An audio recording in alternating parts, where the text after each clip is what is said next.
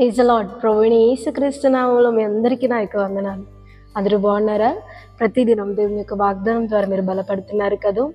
దేవుడిచ్చే ధైర్యము, దేవుడిచ్చే ఆదరణ, అది మనుషులిచ్చే ధైర్యం కంటే, మనుషులిచ్చే ఆదరణ కంటే ఎంతో గొప్పది. ఎందుకంటే దేవుడు మనకు ధైర్యాన్ని చెప్పి మామూలుగా మౌనంగా ఉండడు, కానీ ఆయన ఒకసారి ధైర్యం చెప్తే ఆయన మన విషయంలో కేర్ తీసుకుంటాడు.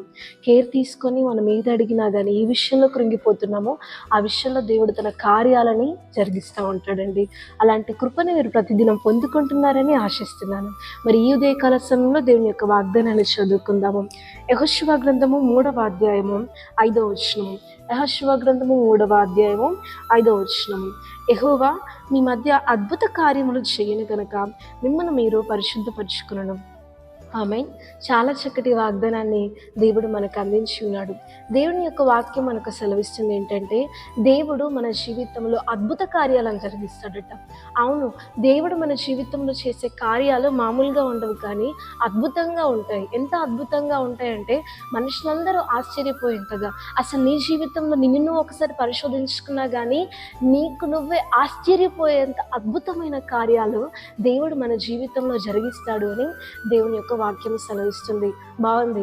ఇంతవరకు అద్భుత కార్యాలు అంటే చాలా మందికి ఈ పదం నచ్చుతుంది, కానీ అద్భుత కార్యాలు అనేవి మన జీవితంలో జరగాలి అంటే మనల్ని మనం పరిశుద్ధపరచుకోవాలని దేవుని యొక్క ఆజ్ఞ అనేది మనకు సెలవిస్తుంది అండి.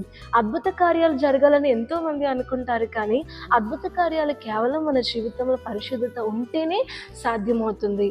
అవును, నేను ఇతరులకు సహాయం చేయాలని అనుకుంటే, వారు నాకు నచ్చినట్టుంటేనే నేను ఇతరులకు సహాయం చేయడానికి ముందుకెళ్తాను.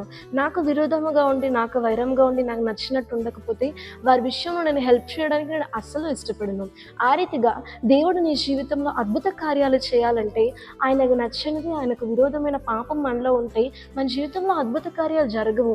కానీ ఎప్పుడైతే ఆయన ఇష్టపడే పరిశుద్ధత, ఆయన మన మధ్యలోనికి రావాలంటే ఆయన ఇష్టపడే పరిశుద్ధత మన దగ్గర ఉండాలి. కాబట్టి దేవుడు మన దగ్గర ఉన్నప్పుడు అద్భుత కార్యాలు అనేవి జరిగిస్తాయండి.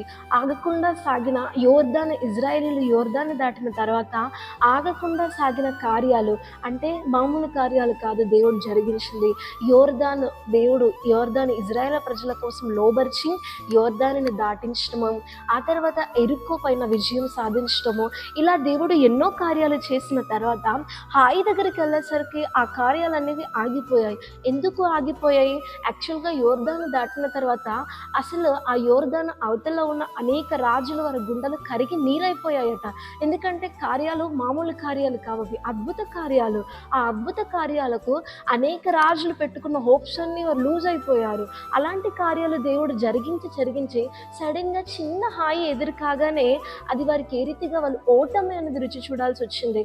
ఎందుకంటే చిన్న హాయి విషయంలో కూడా దేవుడు కార్యాన్ని జరిగించడం సులభమే, కానీ దేవుడికి నచ్చని పాపము అనేది అక్కడ జరిగింది కాబట్టి, పరిశుద్ధత అనేది అక్కడ లేదు కాబట్టి కార్యాలను ఆగిపోయాయి. అవును, దేవుడు నీ జీవితంలో కార్యాలు జరిగించాలి అంటే మనకు కావాల్సింది ఏంటంటే పరిశుద్ధత. దేవుడు మన జీవితంలో కార్యాలు జరిగించకపోతే ఎంత చిన్న సమస్య అయినా మనకు పెద్దగా అనిపిస్తుంది. కార్యాలు జరిగిస్తే ఎంత పెద్ద సమస్య అయినా కానీ చిన్నగా అనిపిస్తుంది. ఏ రీతిగా అయితే ఇజ్రాయేలులకు ఎంత పెద్ద ఎరికో చిన్నగా అనిపించిందో, ఎంత చిన్న హాయి పెద్దగా అనిపించిందో, ఆ రీతిగా దేవుడు మన జీవితంలో లేకపోతే చాలా చిన్న సమస్యలు పెద్దగా కనబడతాయి. అందుకని దేవుడు మీ మధ్యలోనికి రావాలనుకుంటున్నాడు. కాబట్టి దేవుడు మన ఇష్టపడే పరిశుద్ధత మనలో ఉంచుకున్నట్టయితే ఖచ్చితంగా దేవుడు మీ జీవితంలోకి వస్తాడు. రావడమే కాకుండా అనేక ఆశ్చర్యపోయే కార్యాలు దేవుడు మీ జీవితంలో జరిగిస్తాడు.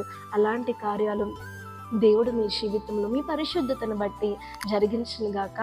ఆమేన్. ప్రార్థన చేసుకుందాం. పరలోకమందున్న మా తండ్రి, నీకు వందనాలు. చాలా చక్కటి వాగ్దానాన్ని ఈరోజు మాకు అందించినందుకు వందనాలు. అవును ప్రభువా, నువ్వు మా జీవితంలో కార్యాలను జరిగిస్తే ఎంత పెద్ద సమస్య అయినా అది చిన్నగా ఉంటుంది, కానీ కార్యాలు మా జీవితంలో జరగకపోతే ఎంత పెద్ద సమస్య అయినా కానీ, ఎంత చిన్న సమస్య అయినా కానీ అది మాకు పెద్దగా ఉంటుంది ప్రభువా. ఈరోజు తండ్రి, నీ కార్యాలు మా జీవితంలో అద్భుత కార్యాలు జరిగించడానికి మాకు సమీపముగా ఉన్నారని తండ్రి, దానికి మీరు మా మధ్యలోనికి రావడానికి, మమ్మల్ని మేము పరిశుద్ధపరచుకోవాలని మాకు ఆజ్ఞ ఇచ్చి నీ వాగ్దానం ద్వారా మమ్మల్ని ధైర్యపరిచినందుకు నీకు వందనాలు.